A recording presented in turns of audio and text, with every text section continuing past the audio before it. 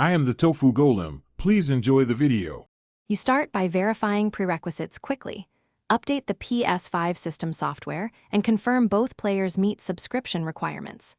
Once done, choose wired Ethernet or a strong 5 GHz Wi-Fi to reduce lag because Shareplay needs low latency. Make sure party voice chat is working before you proceed.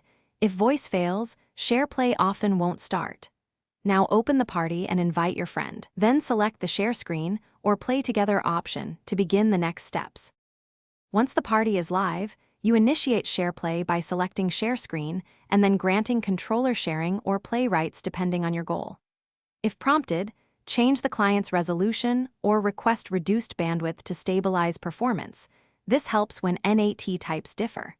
Make sure both consoles accept the permission dialogues immediately because delays can time out the session. If controller control is transferred, practice a small test action to confirm responsiveness before launching a full play session. To finish, close Shareplay cleanly from the party menu so save files and controller ownership return correctly. Abrupt disconnects can lock input. If the session drops or is laggy, restart both consoles and the router, then test NAT settings. Strict NAT often blocks Shareplay, so consider using UPnP or manual port forwarding. If problems persist, switch which player is hosting as a quick workaround, because different ISPs and NAT setups can alter compatibility. That single change often resolves stubborn failures. Thanks for watching.